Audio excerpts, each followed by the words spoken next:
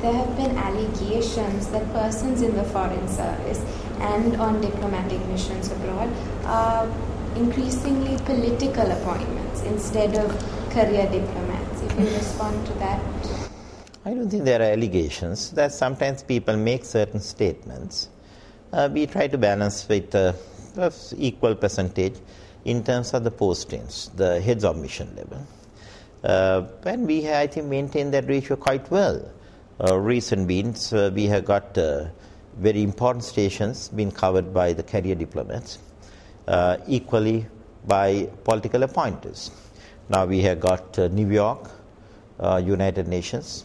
Now he's termed to be a political appointee because we have appointed Mr. Paliyakkara after his period of service in the foreign service.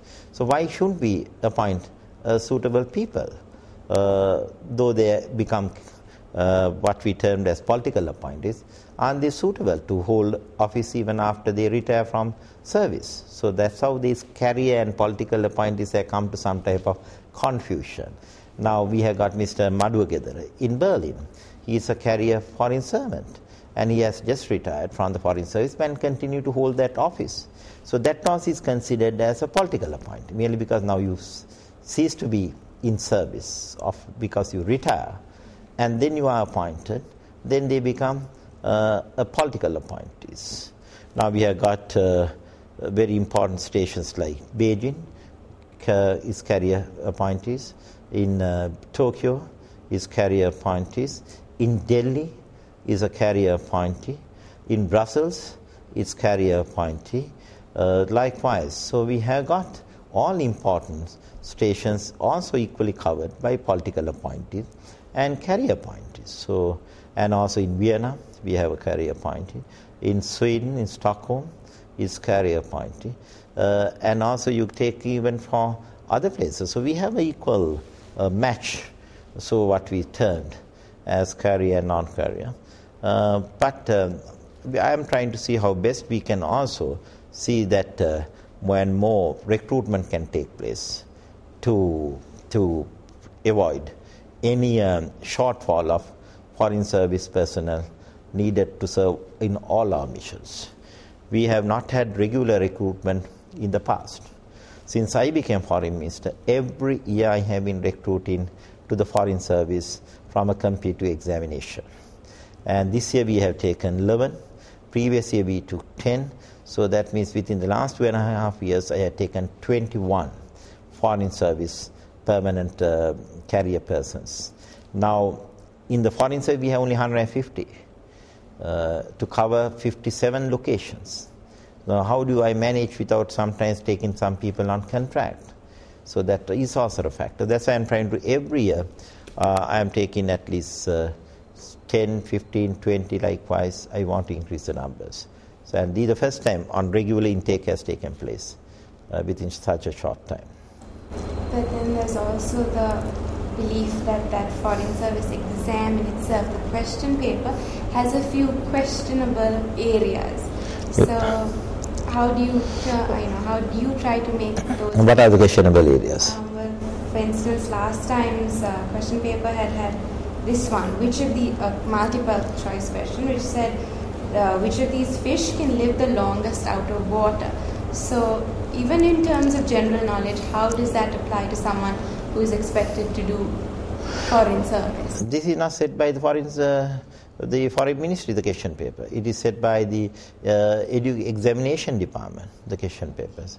So I think these are more not in terms of, there is a IQ level. There always, one who sits for the foreign service examination, we don't expect them to be an expert in foreign service. What is important is for one to know general knowledge, have a good IQ, and at the same time reach out. And a lot of people then, some people get good marks and others don't get good marks. Some may know even answers to these. Then this is purely the one who comes first, definitely comes in. This time we had taken 11 right from the list of marks that they got. So if you say that is not the way to go by, have more generalistic or more average questions, that's something the examination department should look at. But I don't interfere at all in terms of what the question papers are or in the recruitment to the Foreign Service. It is totally, purely on merit, and I shall leave it to be only on merit. If we want experts, we can take them on contract. We edit anytime. I will take good experts for service, like on commercial negotiations, we need experts. On law of the sea, we need experts. On continental shelf delimitation, we need experts. On political negotiations, we need experts. So we need experts as well. That we can't ask them to go and sit for a competitive exam and come. We'll pick and choose and take them in. There have also been questions raised about the frequency of your overseas visits, particularly by the local media. So do you feel these allegations have any basis? I think I just cited where I have taken the Foreign Service, the foreign engagements now. From Brussels, we have the GSP. We canvass in Brussels. In New York, we have the United Nations, who are also involved with us in the conflict scenario and the post-conflict development of Sri Lanka. We have got Washington as a major powerhouse in the world with whom we need engagement. Recently I was in London. We have to get the support of the British in the context of our bilateral relations and multilateral relations. We have to engage with India.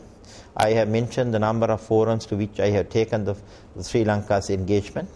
I have got 8 countries as the chair of the SAARC to visit for the SAARC chair as the Council of Ministers chair, which I hold now. So 8 countries in the SAARC, that is 7 I have to keep on visiting. And then I have also visited Australia, and today the Australian-Sri Lanka relationship has got lifted up to a high level. And Japan is a close economic partner of Sri Lanka, assists us regularly. I have to be part of it. China is a major contributor to Sri Lanka's development, and I am sharing China relationship in 4 international platforms. Then I am the vice chairman of the non-aligned movement for Asia. So I have engagement with the non-aligned movement, which I have to visit, and I have to now keep on engaging for Sri Lanka. That is the role of the foreign ministry and the foreign ministers. And the other thing is, a foreign minister cannot ever travel unless there is a reciprocal invitation. And why am I getting invited is the value that we have brought to our foreign engagement. Other people won't want you to come. Unless you are invited, you can't go. So therefore, that is how we have brought the wider dimension in terms of foreign engagement that necessarily involves travel. But every travel has a benefit that I must ensure there's a benefit that flows to the country, which I have done. And that is why we have been able to bring the LTT to be called terrorists for the first time by the international community. We moved and pushed more and more of a terrorist agenda that the LTT was pursuing to be recognized by the world. And for the first time, the world at large called on the LTT to surrender in their final phase of our engagement. So this is how you had to look at it.